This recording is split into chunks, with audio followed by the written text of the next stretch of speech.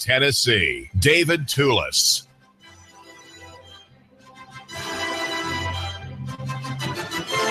This is David Tulis. Thank you for giving us a couple minutes of your time. We're here. Another day passes, and Carol Gaddy remains in jail on what seems to be an abuse of process case, a case in which the rules of procedure, the exercise of procedural rights as well as substantive rights goes forth, and the victim is the private citizen who is insisting on her rights. Mrs. Gaddy, Carol Gaddy, 69 years old, is invoking, demanding, and defending her rights under the Fourth Amendment and also in the Bill of Rights in the Tennessee Constitution. That is to say, to be free from searches and seizures which do not have a warrant. And a warrantless search and seizure is what is proposed by city government in Dunlap, Tennessee, in the neighboring county to us here.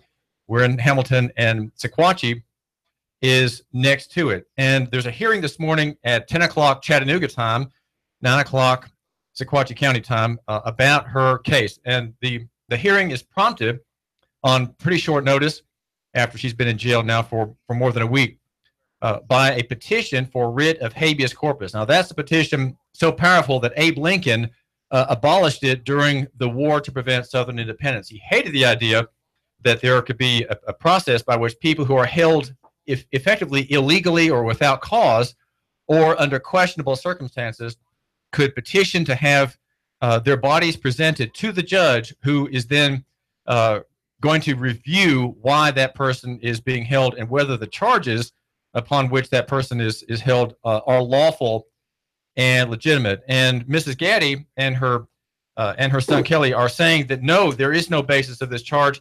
A judge, Thomas Graham, a circuit court judge operating by interchange in Chancery Court, has stuck his tongue out and is now falling all over it. And the problem is, as maybe we'll hear in a chat with Kelly in just a minute, the problem is that he has put himself in the fray when he should have been above it. He put himself in the fray by ordering her to be held in jail on contempt of court. Now, contempt of court is hard to evoke, I think, given this case, but he stuck his tongue out and is now trapping himself in it and making the case much more grievous and much more painful than it was before. Kelly Gaddy, thanks for giving us a minute of your time. You're in Chattanooga. You're a carpenter. You're the son of Thomas and Carol Gaddy. She is in jail. Your father is in hiding from the judge's contempt ruling, and the hearing is this morning. What do you expect to happen in circuit court this morning with your mother making an appearance as a prisoner defending constitutional rights to property? What's going to happen this morning, Kelly? Well, basically what we've got is a notice to the court, compliance to writ of attachment per ordinance number 88. In other words, we filed this on the 29th, and this is basically my understanding. She was given notice that this is what we're going to be hearing. We filed on 25th of August objection to Graham's actions with an attachment, a construction engineering inspection report of the Gaddy residence in compliance with ordinance number 88 of the City of Dunlap Charter, including compliance with the writ of attachment per Judge Graham. Based on the submitted evidence, construction engineering inspection report of compliance required by ordinance number 88 further proves that the Gaddy property is not a dilapidated structure requiring demolition perpetrated by attorney Stephen Greer. Therefore, the Gaddys assert any further request of inspection is a moot issue and require of the court the immediate release of Miss Carol A. Gaddy from detainment in Sequatchie County Jail and the immediate dismissal of all writ of attachments against Mr. and Miss Gaddy by Judge Gray. So that's what we've got filed, and that's what they're having a hearing or a special meeting. I'm not sure if it's well. Let me ask you this, meeting or what Kelly. The deal is, but I'm heading that way. You're heading that way now, but let me ask you a question: Is not there? What about the petition for writ of habeas corpus? Is that the vehicle that has prompted this hearing, which was filed last Thursday? I think about 8 days ago. What is that going to come into play? It's hard to know what they're doing. All I know, based on the conversation, that Carol was handed a piece of paper and it had to do with this compliance with Ordinance 88, but I'm hoping that the habeas also, we got several filings since the 22nd that's in the court deal, and I don't know if they're going to address all of those or not, but yeah, on 8/24/17 is when we petitioned for the writ of habeas. So they have to move on that as well. So I'm not sure what they're doing and what's going to be involved or any of that right now. So I mean, I don't even know if they're going to try to, you know, put me in jail for some stupid reason. You know, the way these people are acting over there, I'll know if I can't call you and let you know, then you know they probably put me in jail for some reason or another, which is more corruption behind the scenes. But I hope that don't happen. But as far as I know, that's what we're here to hear is the ordinance based on what we filed on the 29th. And you know, Stephen Greer is trying to save face. You know, he's done a lot of illegal stuff in this. Judge Graham has done too, and we're requiring the court to release her and release these writ of attachments that are against my dad and my mother. So I'm hoping that's the way it goes, and she'll be released. I know she had a hearing before Judge Austin in the General Sessions Court, and he's put a $2,500 bond on that situation, which was having to do failure to appear. And we've already our original bond that we paid was an active bond. It was reinstated by Judge Steelman in Hamilton County. So for them to issue another bond requirement, I'm not sure that's legal. Maybe that's something we could get to look into. I don't think you can have double bonding on a one person. So based on the original bond that we paid, I don't see where they could hold her in court without having to pay this other bond that he has put up on her. I don't know the law situation on that, but it seems like me that's like a double bonding going on that's illegal. So what you're asking for in the Hamilton County, I've got the court docket showing where Judge Stillman released back to the original bond that we originally paid in this situation, and we'll show that before the judge if he'll accept our paperwork, you know, on behalf of Carol. So hopefully I can give her this file so that she was requested her files for her own defense to be at this hearing today, and I do not know if that's even come to pass. As far as our last conversation, they have not given her any paperwork on the filings so she can properly defend herself in that courtroom this morning. So I'm headed that way now to try to give her this file, showing all the files that have been filed in this court case since the 22nd, since she's been incarcerated. Right. The prisoner needs to have before her all that has been submitted on her behalf, and of course her own copies, so that when she stands before the judge, she can say, "Well, these are the things we're arguing, and we would like, we ask the court to entertain these questions." This is David Tulis, and we're talking with Kelly Gaddy, the son of the right of property defendant now, Carol Gaddy in Sequatchie County, and we have asked Mayor Dwayne Land for comment. I have asked him repeatedly for comment. And also Stephen Greer, the city attorney in Dunlap, Tennessee. My most recent request was for 2 stories ago, and neither man responded, and neither man has agreed to come on the program or to give me any kind of statement, the mayor, Dwayne Land of Dunlap, or the city attorney. We have asked for both sides. We know there are always 2 sides to an issue, and you, my listener, would be greatly benefited if Stephen Greer, the attorney, would come on the program to explain what he's doing, because right now it's hard to see the goodwill in these proceedings against Mrs. Gaddy, who's been acting in good faith and has been a solid defender of the right to be free from searches. Searches in Tennessee are illegal. They're simply illegal unless there is a warrant, and a warrant has to allege a criminal act, a criminal cause of action. And the mayor 2 years ago or so, declared that this house, this very nice former wartime Civil War judge's house, is a claptrap, dangerous to the public, and has to be demolished if not inspected. And but I wonder, Kelly, you have this report from Barry Field, the public engineer, the professional engineer, which is available for you, my listeners, viewing at Nooganomics.com this morning, just posted this morning at Nooganomics.com, the website, The Man Who Matters. That's really not the issue, even though it does seem to obviate the need of the city to have an inspection, right? He is a public engineer.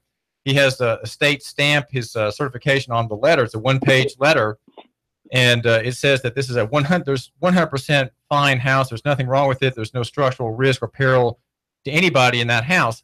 But that's not going to really solve the problem, because Mrs. Gaddy, your mother, is held in jail on contempt, and that is from Judge Thomas Graham, who has sort of stuck his tongue into the trap here, because you can't. I mean, a judge's order has to be honored. The question is, why did he make an order to begin with to find her in contempt? There is not a process in the ordinance for this to happen, even though the city charter allows for a person to be held for an offense up to 3 months in the jail, in the city jail, the county jail. That's not what's happening here. The judge has put his own dignity sort of at stake and saying, Mrs. Gaddy, if you don't yield to a search without a warrant, you're going to be in jail for an indefinite period of time. Is that right? I mean, why is contempt seems like a very difficult thing to undo, Kelly Gaddy, a very difficult thing indeed. Well, like I said, the contempt charges originated from them not allowing inspection to the property. That's where he's written these attachments to have them jailed until they relinquish their constitutional rights to allow these so-called city officials to come in on the property. And do basically an illegal search is what it is, because they've got, according to the order, that they got a right to take pictures or videotape everything. And of course, we gotten broken into last time officials come near our property over there and got robbed. And so for these crooked officials to have a layout of the inside of our house is a detriment to my mother and father. If they, do get to be, back to their house and enjoy their house, they're still going to be on edge, knowing that this videotaping and cameras of the layout of the inside of their house is out there for God knows who, crooks that can be, allowed to come in and try to do them harm. So that's a major concern for her. She don't want that to happen. So, right. Well, and illegal stance against it. And of course, again, their subject matter jurisdiction. They failed to honor their own charter. City charter states under their Ordinance 88, there is a process that they have to go through. They did not get an opportunity to go straight to a lawsuit like what they have done. So basically, all these orders are null and void to the fact that this judge has issued these issues because they negated their own process. In other words, they are supposed to have allowed the opportunity for the people to communicate with the officials first and address the issue. They never addressed any issue. They never addressed that we had any issues as far as anything to us. So they negated that opportunity, and they went straight to a lawsuit. So that violates their own Ordinance 88. Stephen Greer should have warned the mayor, Mr. Mayor, you cannot do this. There's a due process for the people to protect the people and their rights. No, Stephen Greer took this up on himself and refiled the suit, putting another bond up because Mr. Mayor Land put him on bond up there when he went and filed the suit originally. So basically, that's the proof of the pudding right there. Well, I think illegal activities. My own analysis of your parents' case, Kelly Gaddy, is that it's incompetence. Legal incompetence, several steps in that. And what happens is when you have one incompetent step and you try to cover it, it just multiplies the errors. Errors build upon errors, and nothing is gone right for the city. The city government has embarrassed itself. It has embarrassed the people of Sequatchie County. And the people of Dunlap, they should be ashamed, it seems to me, of what their officials, their representatives are doing on their behalf. Yeah, it's a disgrace. And basically, when wicked men sit in places of authority, the people are oppressed, and that's what we're facing right now. Well, your mother is a patriot, and I'm not a patriot, Kelly. I'm really not. But your mother is one. She is a patriot, and she views it as her duty to disobey an unlawful order, an order made outside of lawful authority. And so she's saying, I'm representing myself. And I'm representing the people out there that would be my listener. And I'm willing to take this blow to my chest, to my breast. I'm taking this blow, this lawlessness against me. And I'm going to stand, and I'm not going to give in. So there's something very encouraging, I think, about what your mother's done, even though even though not enough people know about this case. And even though I would suggest she needs pro bono help. But listen, Kelly, thanks for joining us very much. Safe travels up from Chattanooga to Dunlap this morning to that hearing. Thank you very much. Yes, sir, David. Thank you, sir. Appreciate you. David Tulis here. We're talking with Kelly Gaddy, and the story is about a hearing this morning on several points. Perhaps I would suggest the main one is her petition for writ of habeas corpus, which is to say a petition that a new judge, a different judge, order the body to be presented. That's what habeas corpus means, show the body. And the body is hers. It is a body trapped by steel bars and cold concrete walls in Sequatchie County Jail, overseen by the sheriff and his department.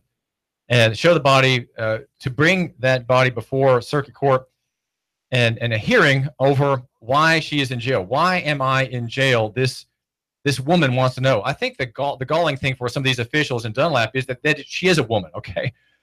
They have a sort of an old-fashioned view about things, I suspect, and probably well influenced by Christianity. On the other hand, that view of a woman's place, which probably I would share, is not in good light today, because they view her as a threat. They view her as intimidating of their authority, their manhood even. And so she is in jail.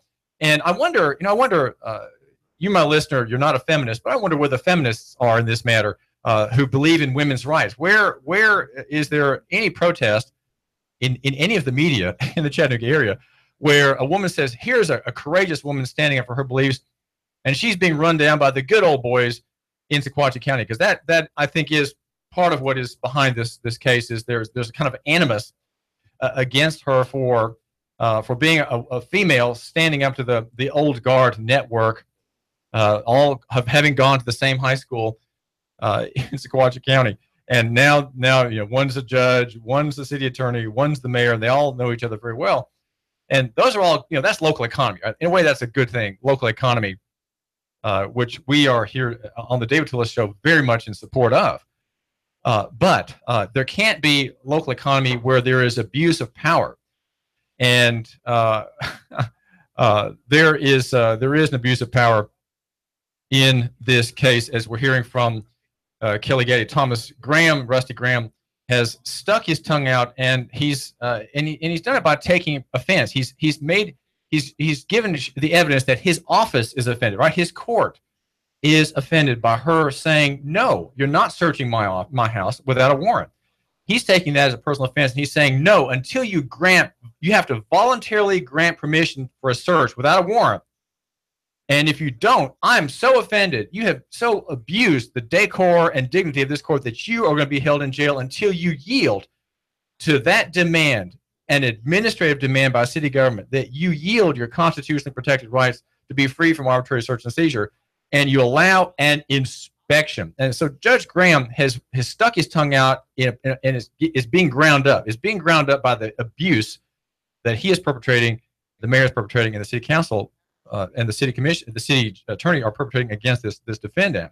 Right? She's a defendant because she offended the judge's dignity and honor in contempt. And so the finding of contempt is inappropriate. It is quasi-civil, quasi-criminal. I've been reading on contempt, and I haven't quite figured out which it is. But the relief is from Mrs. Gaddy. She just simply has to voluntarily grant, under coercion, a right to search. Now, because she was coerced into consent, she could argue that if there is anything wrong found, she could perhaps say, look, all right, you're going to search, you can search this house, and the whole thing can be over. But what she would do then would be suppress whatever is found that's illegal, because probably what would happen would be, I'm guessing there's so much animus against her in that town that something would be planted in that house, giving probable cause for a new charge, like some drugs would be planted or something, and a new case would be developed against this elderly couple, and just so they can justify themselves, right? The search will be put to good use, right? You'll create a crisis in that family, and so she would be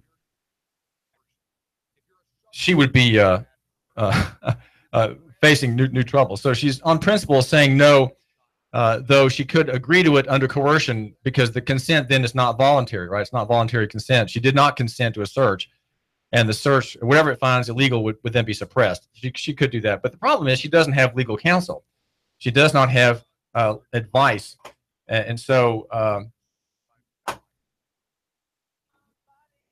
and so she would be making herself vulnerable. This is David Tulis, and caller, you're on the air. You have half a minute. What's on your mind? David, they're turning a civil action into a crime. Here's the big difference. Civil contempt is the court has to determine you're willing to comply, you're able to comply, and you're willfully refusing to comply. So you hold the key to get yourself out of jail. Criminal contempt is if you call the judge a name, you tell him to go to hell in the courtroom or whatever, and he goes, you're in jail for 15 days because you disrespected the court. That's criminal court. But civil court, you must be able to comply with the order, and you're willfully refusing to comply.